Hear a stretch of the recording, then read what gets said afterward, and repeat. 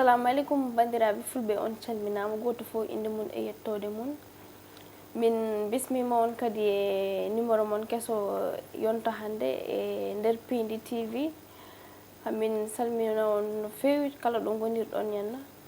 Hande noon kadi min are mon e thème kesso e invité kesso kadi, kono haade men woɗɗude mami hokka jaari ɗo e émission he salmodira e bandiraɓe, so diwi ɗon kadi mi hokka konngol henna invité amen hande. Jaari mi salminima.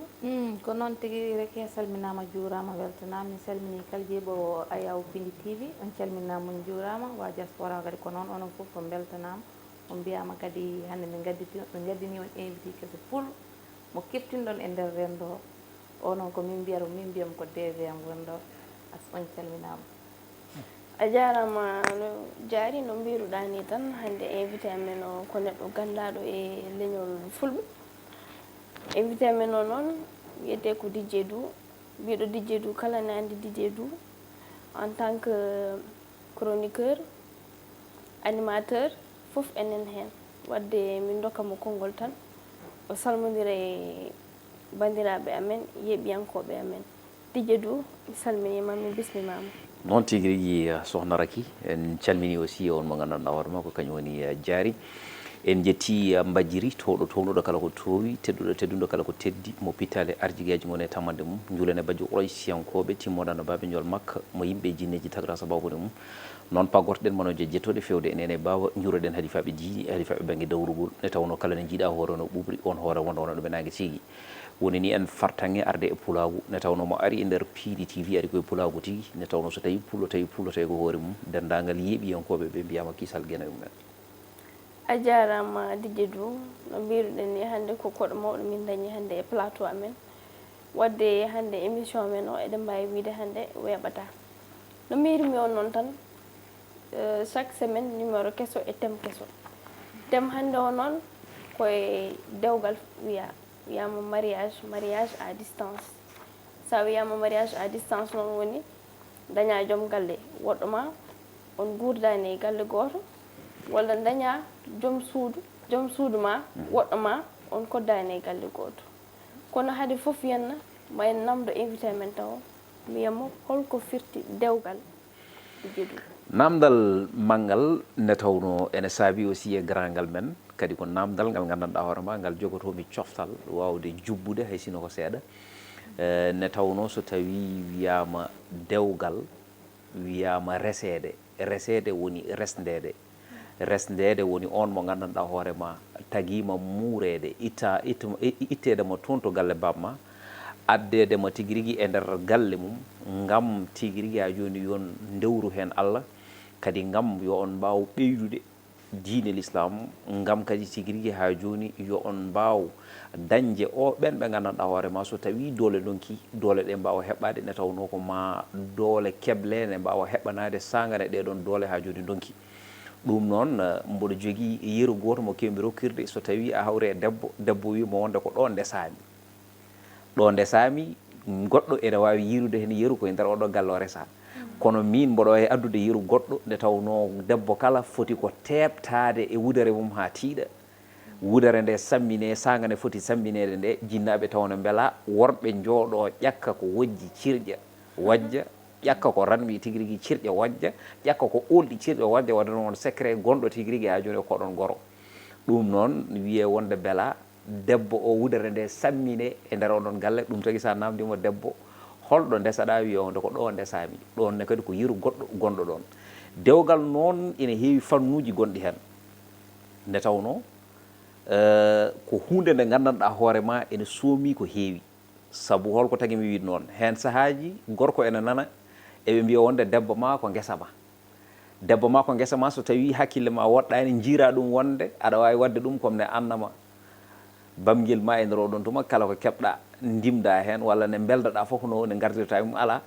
wona noon sellirta. So tawi wiyama wonde debbo ma ko guesa aɗa andi so tawi toɓo toɓi ilam ili ha capatel jiggore yaɓɓama, ladde morima e nder oɗon tuma, oɗon sanga yimɓeɓe ne ɗaɓɓita guura, ne tawno yimɓe gurno koye ndema. ɗum noon goto foof ɗacca wuuro tindono tigui rigui ha joni e ladde Allah e jeerede, sanga tigirigi so tawi geseji ɗi ne putti kuɗoɗi ɗi kesa e guitte so tawi koto waalo to ɗum noon so jabbere yonti jabba an e yimɓe ɓe gonduɗa e galle fof gonon toon so on jabbi ha joni gawon so on gawi bekkon so tawi koto luwete kadi luwe walla so tawi ni a ala ɓen wekkoɓe ɗe ɗon ɓe mbiyata wonde jabba lego woni neɗɗo jabbonowo hoore mum luwana hoore mum awana hoore mum kadi wekkana hoore mum on woni biyeteɗo jabba lego joni noon aɗa andi guesa ba so tawi wonde hankanti a jabbi ha paari a ubbi gawri hankanti so tawi wullo ngo fuɗi alay sago jaaha ndenoya kadi ndema heddoto noon ko toppitade mbaɗon guesa ittata nde ɗon tampere fof noon ko coñal ɗum noon so tawi ɗum hokkama yeru wonde debbo makko guesa ma firti wonde debbo poɗɗa ko ñamminde poɗɗa ko yarnude poɗɗa tigrigo ko rende poɗɗa ko holtinde poɗɗa ko sinkude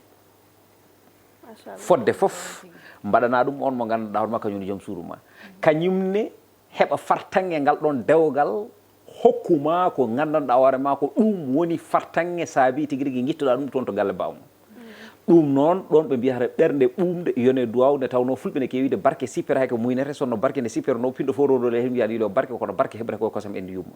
holno barke heɓirte kosam endu yumma ko ma ɓerde baba ɓuuɓa ɓiɗɗo toɓɓe wona padio gacce nde tawno jaari cabbi tati kejata e galle baba ƴetta sawru fiya nena ƴetta sawru tigui rigui a joni yofto baba ɓiɗɗo ara ƴetta sawru fiya guiƴo men ala ko piireɗo a cekke doni ɗum jomumen kewi dañde ɗum noon saabi wonde so tawi wiyama debbo ma ko guesa ma ba haade a toppito ɗum debbo o kañumne poɗɗa ko toppitade ɗum kono noon debbo an fof e toppitade woto fuuyi woto tigui rigui hollir cikka wonde e nder oɗon tuma goɗɗo wawa daguisade an tan ko an wawata daguisade ha takma ɗaccitade e nder oɗon fannu ɗum noon seɗɗitade e toɓɓitade ene rewa hen tigui rigui tolkitade kono yaato ene wonde heɓitade ene hannirta ni fof ɗon feɗenoma ha wowi machallah laaɓi famnima machallah Dj Dou ko jarimo hokkuma konngol anne min kam Dj Dou hol ko temomi mbiya hannde ko mariage en distance min mbi wona en distance e joni worɓe resoɓe rewmine jahɗanno gono toon duuɓe kiitali goppaga debbo mum hen saahaji aɗa adda noon no goppirɗa ɗum ni Allah waɗi hen sutur tawirɗa ɗum noon hen saahaji aɗa ɗanno debbo ma beele aduna walla hoddiro Allah fowo ɗum an a ƴeewa a jinnama walla wooda nodduɗoma wima debbo ma ferguitima en waɗi hewɓe ɓe muñanta debbo ɓe kewi ko seerde ɗum est ce que ne foti sergal ne foti wonde ɗon mi felani konngol ma jaari jaffuɗa mais haade nadde on question jinnomi namdade Dj Dou aɗa andi adana gandunoɗen ko hande pina yumma walla bamma nodduma wiya kaari min nde mi hokkima ɓi kawma walla mi hokkima ɓi gorgol ma kanko ndesata walla kanko resanma woni banggue gorko walla debbo kono hande en ji jamanu yeehi moni fo suɓanto ko hoore mum à travers réseau social uji ɗi réseau sociaux ji ɗi du moins walla jaaha potta e neɗɗo tan e soirée kaldon tan gowodiron tan so ɓooyi tan dewgal wona hakkude mon beele a sikkani ɗeɗon caɗele kadi jeeyaka e ko fate hen caɗele ɗe dañaten e dewle oɗo saaha ha tengte mariage à distance eɗen gandi mariage à distance weeɓani wadde sa wawi addande men miijo ma tan ko fate on banggue tan min d' accord namdal ngal namdiɗa ngal ko namdal banggal fayida kono kadi aussi namdal ngal bandiraɗo debbo o namdi ngal ko namdal banggal fayida namde ɗiɗi fof ma en dañ fartange wawde arde hen ne tawno aɗa andi nden yimɓeɓe gurno ko gurdam guertoɗe ko kañumen gardoto coppiɗi ndewa caggal kono hande yimɓe gurdi ko gurdam kankaleje ko coppiɗi gardoto kañumen ha joni ndewata caggal ko ɗum saabi ɗum ɗon ne tawno hande ko wonno hanki ko wodanino hande ne tawno wonno hanki ko sukaɓe ɓe ne keedi caggal ɓen ɓe gandanɗa hoore makko kañumen goni jinnaɓe ɓe kono noon ɓe jiiri ɗum ko jinnaɓe ɓe koto nehade mum yummare e nehade mum babare to walla nehade mum mamare to ko ɗum wonde ɓe jiiri ɗum ne tawno won ko tawata yumma ene wondire ha joni bamma sa ari koye nder ɗeɗon peele mbawata jokade kono so tawi wonde a tawi babiraɗo haalat wona ɗum woni ko waɗate ala tiindi tigi rigui e nder galle sa renaki cikkata wonde ko ɗum woni gurdam ne tawno suka ene nehe e fannuji ɗiɗi théorie et pratique pratique woni ko hollate ko wiyete yo reno ko rentinte ko kono noon théorie o woni ko yiyanta hoore makko ko e ko seedoto ko e tigi rigui ko tawata e nder galle mabɓe ko hande noon sa daari e nder galleji ɗi aɗa andi eɗen kewide lella diwata ɓiyum sora a wawa noon yiide jinnaɓe ma ne goori hono poti woodi ni ko ƴettoje tan e kuddi e fofof so tawi Allah ɓurani yantude hen ko gonga ɓiɗɗo artat lekki he rupitere ko cate mum so tawi Allah ɓurani yantude hen sa renaki aussi jikku mo tawruɗa jinnaɓe ma jikki o koye oɗon jikku jikkotoɗa jaaha noon hankkadi respect wasa wonde hakkude ma e jinnaɓe ma mo rokkani jinnaɓe mum respect noon so yalti boowal ene haasi kala mo yi sikkata wonde kono woori e jinnaɓe ɗum kono tan wonde no worata so ɓiɗɗo hulani noon ɓornade e yeeso jinnaɗo mum yoga e tekke so hulani haalde konnguɗi e tigi rigui ha joni e yeeso jinnaɗo mum so yalti boowal ko ɗum woni ko waɗata pratiqué ko ɗum saabi aussi hande téléji ɗi ene neha radio ji ɗi ene neha école aji ɗi ene neha réseaux sociaux ji ɗi ene neha kadi ne téléji ɗi kuɓirte e nder galleji ni ko noon ɗi kuɓirta galleji ɗi mi anda soɗon paami ko jimi haalde ko ne téléji ɗi kuɓirte e nder galleji ko noon ɗi kuɓirta galleji en tolnima e jamanu mo gandanɗa hoorema hay jinnaɓe jibinɓe ɓe kamɓe ɓe jeehi ha ɗo gandanɗa hoore mabɓe natti wawde wonde contrôlé ɓiɓɓe mabɓe ɓe ngam goto foof ɗo jiiɗa wonko rondi ne teddi aɗa yiyani neɗɗo ne haalda e hoore mum tawa noon ene jogui caɗele dépense walla ne jogui caɗele goɗɗum e goɗɗum on noon mo gandanɗa hoorema pinowo ene dogane dogdogna ngam darde ha joni ko galle fatini on wawa wiide ne heddo e nder galle ene neha ɗum tagui noon so tawi baba yalti yumma yalti so Allah ɓurani fabade ɓiɗɗo tan sa renaki ha joni ko beddane hara ɗum noon c'est très important ganden ɗum donc ɗum saabi hande wonko kiwata ko heewi ko gandanɗa hoorema hande ɓiɗɗo yahat haalde ha nandire ara hollita ɗum tigui jinnaɗo sa jaaɓi ne moƴƴi sa jaɓani aussi ko perguitte latoto ɗum te hanki wonno ko gundo yo res gundo elo yo res elo kono hande so tawi a haaɗi elo resoyde gundo a haaɗi gundo ha joni resoyde elo so tawi wonde aɗa wawi hadde e nder sayr kono e nder batinɗo e nder oɗon tuma taw ko jomumen ne mbadda ko ganduɗa hoorema Allah yiiɗa annabijo Allah yiiɗa ɗum waɗi noon kala mo neɗɗo yiiɗi woni yidde gonga e gonga a andi jomum ne wawi moftude no jogui diine l'islam yo rokkire gonga ha namdal ngal laaɓi famnima mboɗa sikki jaari namdinoma d' accord jaari mbaɗani ko ɗum woni sujet men ni namdal ngal jaari namdigal jaari aɗa andi enen fulɓe eɗen kewiɗo so tawi wuuro weeli ko ladde jaara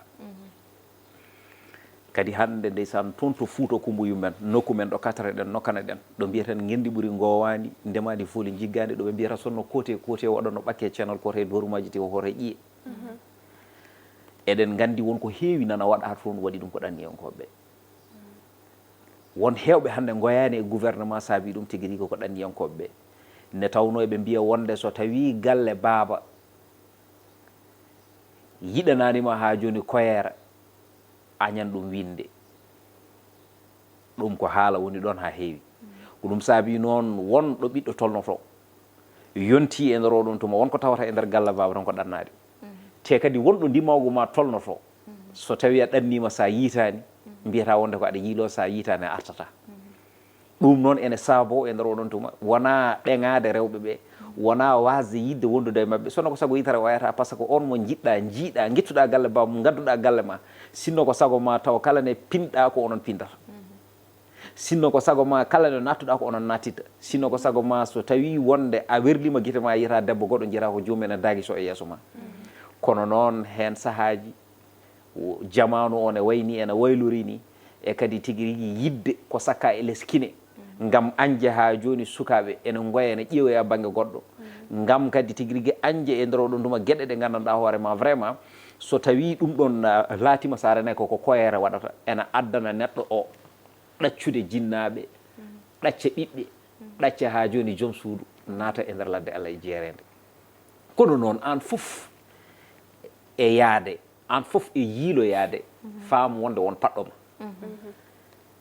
te wonka a wawa muñade an e hoore ma wonko ɓandu ma sohlata an e hoore ma paama on mo gaccuɗa o kañumne aussi ko non woni sohlirta te wona fuɗɗi fof jaari ɓuure nayyi eɗen gandi ɗum c'est que wona neɗɗo foof jogui fartange wawde jogade ngal ɗon muñal kono noon won ne neɗɗo yiɗirtuma won communication poɗɗo wadde hakkude mon paama wonde ko fodore adi tagore moni kala teɗɗon to manore seni ɗeɓe jalore kono ko Allah fodi ko falla budda koko lartoto tan ɗum noon wonno debbo hokkirtuma respect wonne tigui rigui debbo yiɗirtuma so tawi janggo e jaam ɓiɗɗo leeso dañama caggal mum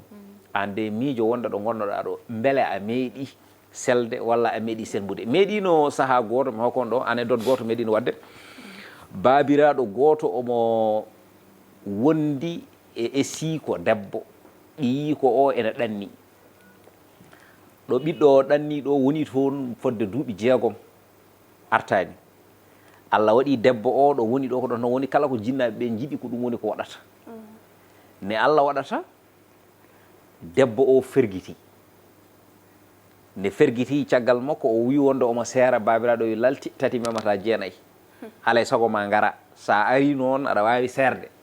nde kadi babiraɗo kañum ene joguino idée stratégie kañum mo jogui Allah waɗi o ummi toon o yettima kanko ka o fiɓi wonde ko so yettima omo saara debbo o wi noon baba aha mi yettima kono oɗo debbo kam min e makko min mbawata wondude babiraɗo wi bisimilla babiraɗo finni noddiɓe kamɓe ɗiɗɓe fof ɓe gaari o wi oɗo ko joom suudu ma ko gonga a ɓoowi toon o muñi ha ko Allah haaji Allah waɗi ko waɗi ko kono noon deftere kamil nani so tawi tan a wawi fawde hen jungo ma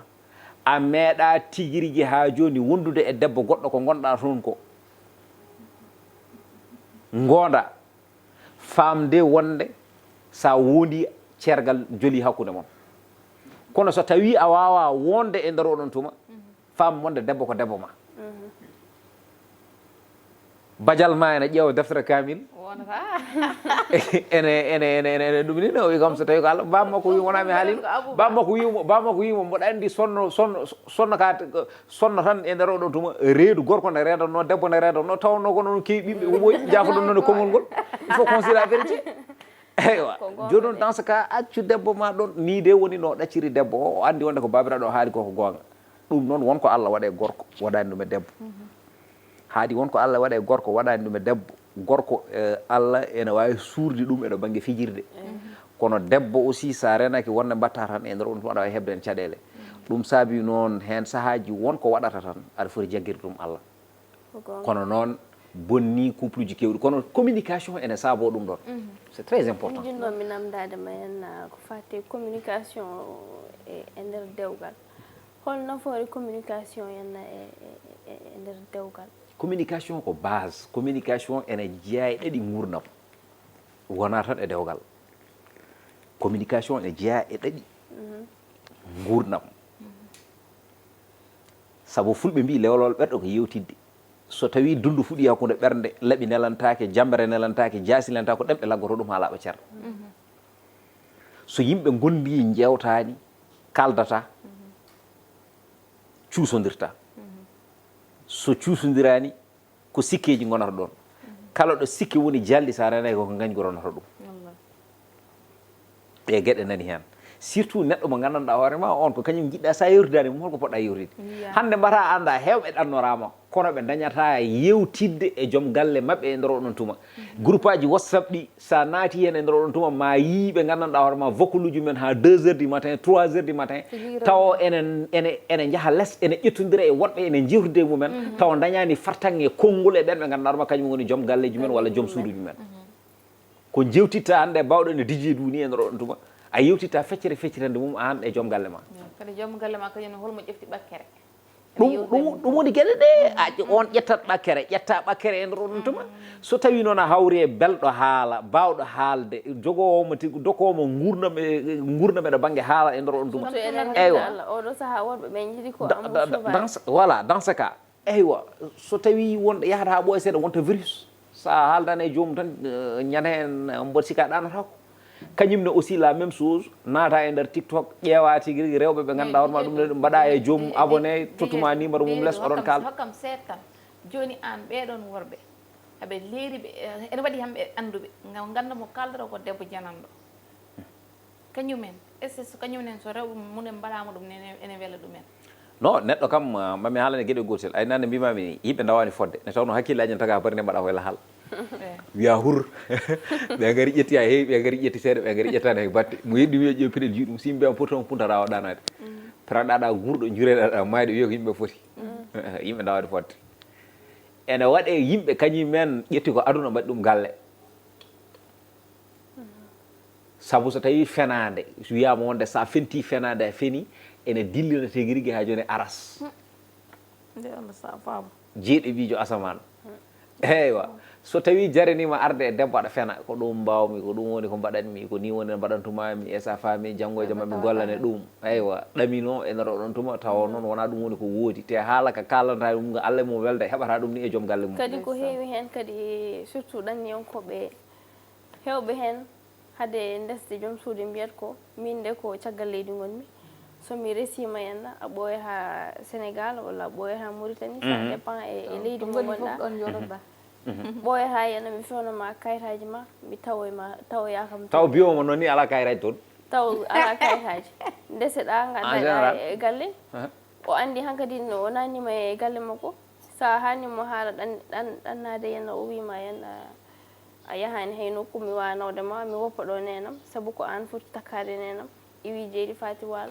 ɗeɗon caɗele foof henna ene jeeya e mariage à distance henna ay mami haalane aduna joni o ko woni hen kono heewi kadi aussi waɗandi ko yimɓeɓe poti wawde yewtude ko woni sujet ji taggu goɗɗo mayno kooce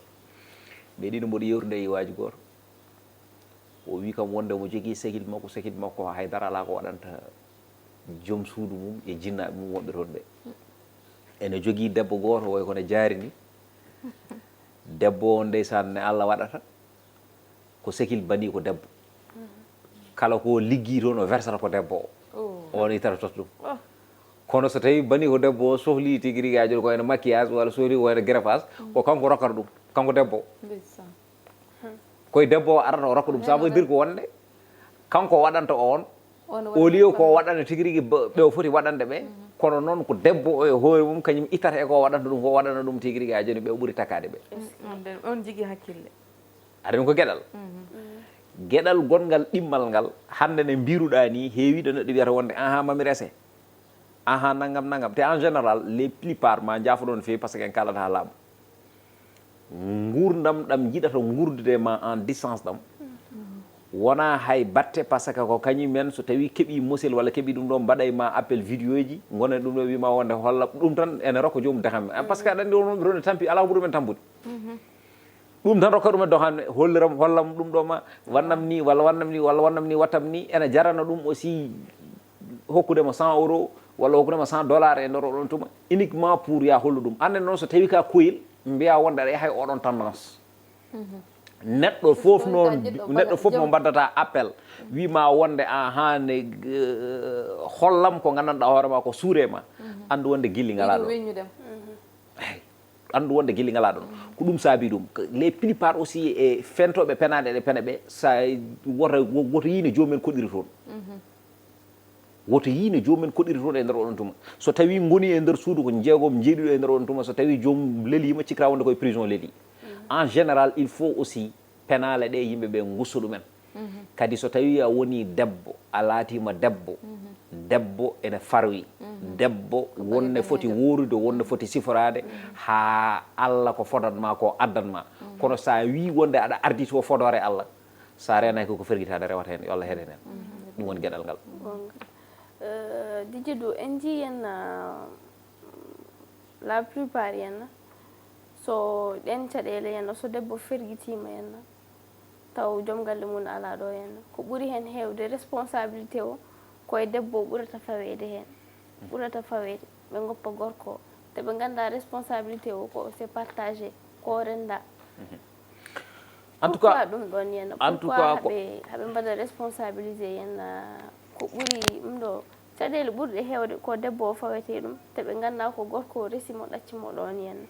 jooɗo duuɓi nogas en won jottoɓe duuɓi nogas gartata est ce que ɗum noon kadi ko laawol henna eyyi kono aɗa andi gueɗel gotel ene woodi so tawi debbo resama dewgal heddima e nder ngal ɗon dewgal so tawi a yeehi ha natti wawde muñde ala ko heddi sowona fijoyde yalte ngal ɗon dewgal ɓuuri kono wonɓe nganndanɗaa jaɓataa seerde jom suudu mum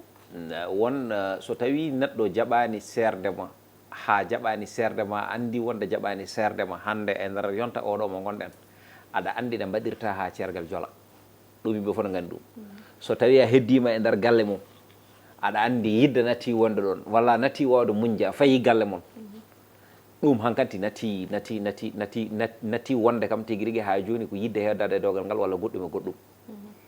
ce qui est l' essentiel gorko ne aussi sa andi ɗo gandanɗa hoore ma an debbo ma natti wawde muñandema ɗo gonɗa ɗo ko ɗum ɗo gonɗa wat feere libéra ɓi janano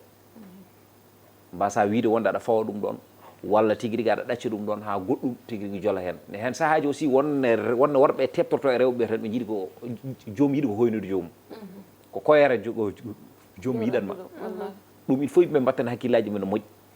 ɗum saabi noon kala debbo en mbatta encouragé yo debbo ya fijoy kono kala debbo donkuɗo wawde muñade woto ƴeew kaalisaji ɗe neldataɗa ɗi hen sahaji aussi rewɓe ne keddo ɗon gam yidde tan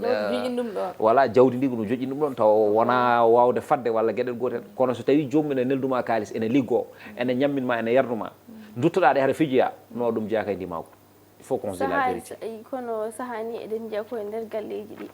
sahaji desade ma woppamo e nder galle an jaaha jalta e leydi jaaha ɗannoɗa debbo ma wona e galle bamma yoɓe ñafami eko babiraɗo wiya wonde kañum miñe walla mawna henna watta joom suudu ma e joom suudu mum ɗum de kam ɗum ko caɗele henna ɗum de kam aɗa andi ɗum kala debbo yo ñaago Allah resede e nder famille mo gandanɗa hoore ma ce sont des familles responsables babiraɗo kala ne watti jimtude eko ɓiyum jeeyi andu oɗon wonde ko mawɗo jimtuɗo e loonde mawɗo jimta e loonde c'est très important en waɗi hen ni ndeysan jaha dañde mum ɓinguel hay ɗum woni gueɗe so tawi babiraɗo watti jimtude firti wonde ka respectani an babiraɗo debbo ma mo ndesɗa o a respectani ɓiye mo jibinɗa o a respectani ni hay diine l'islam mo poɗontoɗa o a respectani hay joome taɓɓomo o nde tawno so tawi wonde babiraɗo woni babiraɗo kam mo gandanɗa hoore ma aussi kuɗaɗo kam noon mbawata wilude so tawi babiraɗo woni babiraɗo kuɗaɗo kam yo yaltu boolo waɗoya toon ko yiiɗi wadde toon ko wona kam e nder galle beele kadi ɗum ko gueɗal miñiraɗo kadi aussi to banggue miñiraɓe ɗo mawdiraɓe ɗon kadi aussi c'est très important yimɓe garen par ce que won wurɓe caɗele ɗe ɗon a wawa wonde miñiraɗo mais beele sikani ko accident par ce que min cikkumi neɗɗo e hakkillantagal mum joguiɗo hakkille donc on ko dewre belaɗo fitani mo cikkumi wona gueɗe henna haska hannaka aɗa andi kam ɗum yoɗani kadi hanani fotani wonde aɗa andi won hen ene jogui rafi ɗo banggue mi anda no mbire toon ene jogui rafi ɗo banggue sexe en kala tan ha laaɓa jomumen ene jogui oɗon rafi sinno ko sago men kala ko yii ene waɗi misoro walla ne woni ene maale debbo e nder oɗon tuma jomum ƴewde humpitade nymphomane wiyete ko nymphomane e français gondaka noon ɓiɗɗo gondaka ɓiɗɗo gondaka joom suudu ɓiɗɗo gondaka te elle jomumen ni ɓurata yidde hutorade eko ɓuuri takkade ɗumen ɗum gueɗe ɗe ene goodi il faut aussi pamen ɗum ɗon kono ɗum fof e waade noon an debbo o jogo responsabilité hoore ma mami hokko noon ɗo yeru goto te ko sujet tabou babiraɗo goto Allah ne artiguimo ɓiɓɓe tato worɓe te ɓiɓɓe ɓe ko dañɓe kamɓe kala koɓe ɗanniɓe hen ɗiɗo ndesi goni ɗon e nder galle mabɓe so tawi wonde a wiyaka wonde ya ɓorno paɗe sa yettima ɓortat galle ne fewna ha fewi ko ñaame nan ɗon ko yare nan ɗon hay hunde ala ko manque galle sono ko sago debbo foof wawde resede e nder oɗon galle ne Allah waɗata ɗi yi ko koddajo o kañumne hiɗannima yonti resde arti resi ne resi de debbo mum heddi ɗon e nder galle he kanko ɓiɗɗo o yehi o ɗanni kamɓe tato ɓe fof ɓe ɗannima ko rewɓe mabɓe tan keddi ɗon tigui rigui e babiraɗo o ndekete babiraɗo o caggal no yummaɓe ronkiri kañum ngay wona kamɓe ndesi ko kamɓe ndesayɓe babiraɗo o resayɓe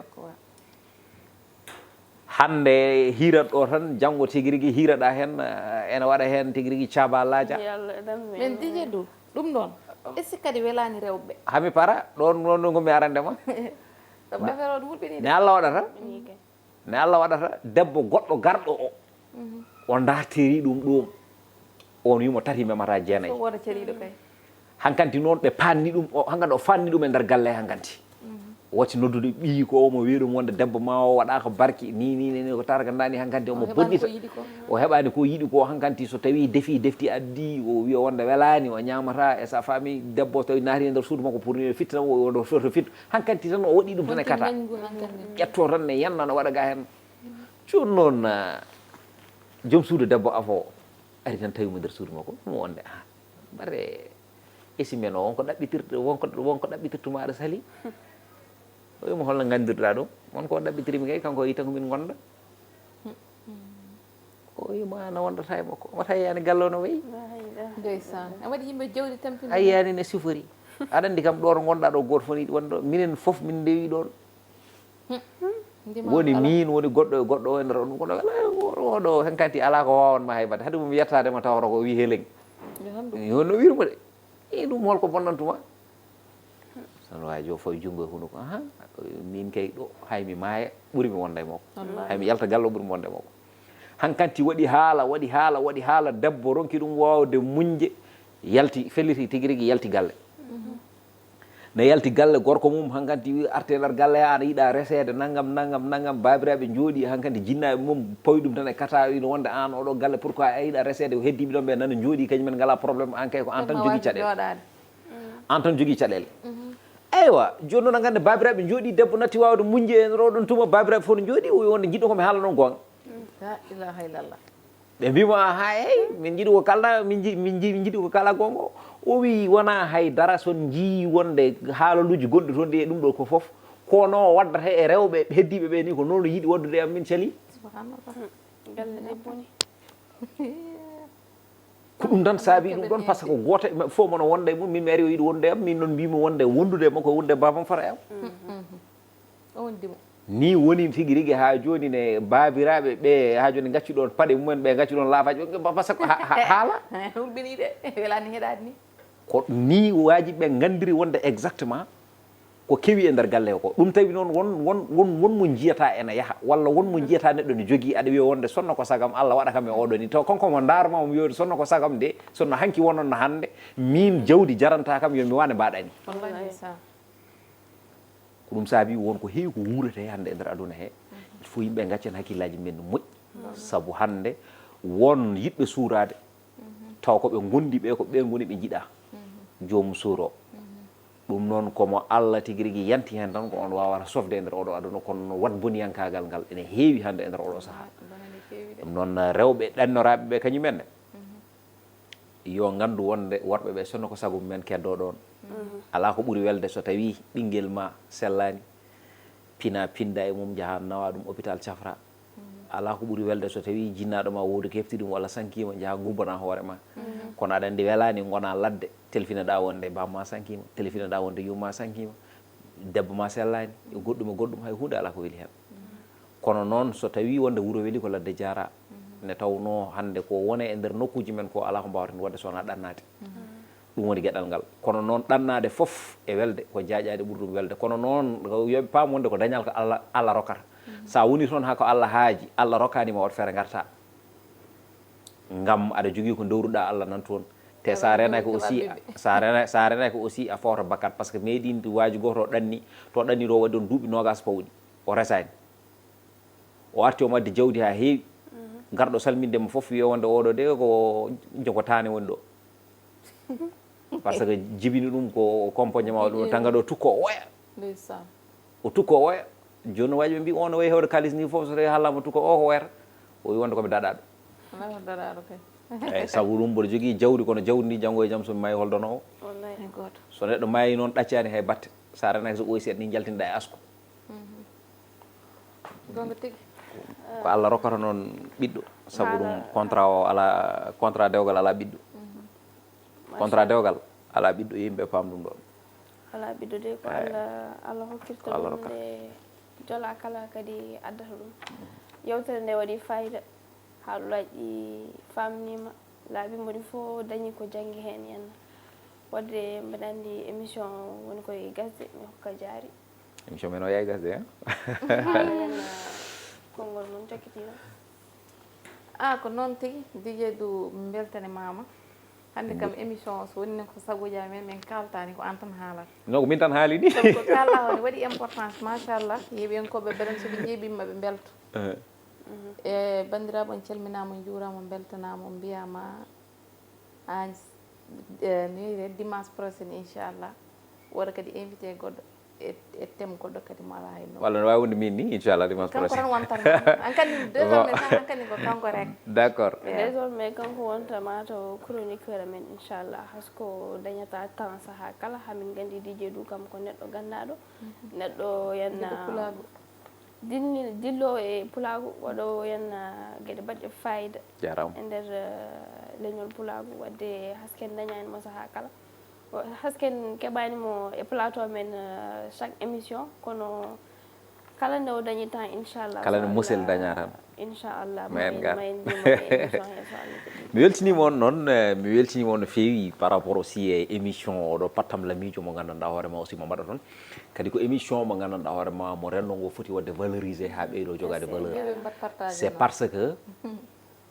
eɗen ɗomɗa ko wayni hen sukaɓe tokosɓe ɓe gandanta hoorema haaloɓe ko wuura e nder société o kadi ɓe jaɓani moɗede e pine janane jaɓani moɗede ɗemɗe janane nde tawno wondema pullo e janggudema pular foof ko daranade ɗemgal ngal ɓuuri c'est parce que ononne ko mbatton ko daranade ɗemgal ngal ko ɗum woni ko saabi ɗum ɗum noon émission mono jagge hen tiiɗa te kala ko gandanɗa hoorema ene ɓeyda émission o ƴeewe wittande ɗum ƴeewon wilande ɗum kala mo gandanɗa hoorema so tawi on bismima ɗum oɗon gandi ma woot ko ɓeydata e nder société o bisimilla mum nde tawno hande hedoro ko kaalen walla kaala mbasen haalde kono caɗele guuraɗe e nder rendoji men ɗene mbayne leydi kala ko yiyete e nder rendoji goɗɗi nan e nder rendo men hedoro ko feeña walla wasa feeñde kono noon machallah Pindi TV nana waɗa hen golle pawuji ɗi nde haadirta ni ana ɗum noon mi weltima kadi aussi ne mbiɗon ni nde tawno ko temps daɓɓo tan joguiɗen ɗum noon inchallah min kala ne keeɓimi keblimi ma en dañ fartange wawde yewtidde nde tawno lewlowol ɓerɗe ko yewtidde so tawi dundu fuɗi hakkude ɓernde laaɓi nelantake jambere nelanatake jaasi nelantake ko ɗemɗe laggoto ɗum ha laaɓa ceer sokhna Raky mi weltima sokhna Diary aussi mi weltima a jarama weltanama no fewi hamin jettuma no fewi kadi min jafnuma kadi e dérangement o non dérangement ala hen dérangement ala hen émission o waɗi fayida machallah min janggi hen ko heewi kadi ko noon tan moni fof yenno ɓeydoto koye goɗɗo o wadde en jiitem hande o ko mariage à distance dewle mo gandanɗa moni fof henna ene woɗɗi neɗɗo mum joom galle mum walla joom suudu mum eɗen gandi ko woni hen ene heewi caɗele wadde fof ko communication saabu communication woni base yewtere ene waɗi fayida e ko hunde gandanɗa ko waɗɗo important ene jogui importance hen e banggue yo banggue ha tengte henna dewgal wadde moni fof yo muñon yomin muñodir moni fof yo muñon goɗɗo anda weeɓani moni fof jaggat hen tan fof gueɗe ɗe wawa webde wawa yuɓɓude jani mi wuppuma henna dokka les 5 meilleurs commentaires eyyi ko noon ɓe mbiɗi en mbi ko selade aadi ɓuuri firtude aadi kala ñamowo aadi ko jiibi ñamata ko jiiba mi anda wiire kala firto aadi no wawi ñamde inamade e kay komin wino chaque émission meilleur commentaire min mbaɗat ɗum min dokka ɗumen dédicace hande noon ko Sada Sy a ala yettode noon a wiyama jarama e Amadou Tidiane Dia annene kadi a weltanama e wonde Abda Guissé Mawo on ko Mawo jontaɗo ya Kanté annen a salminama mi sikkirano noon ponno wadde hen guure to jeeyɗon e ko hande ɗum wonno 5 commentaire o wonno hande Raky eyi kay a jarama Diary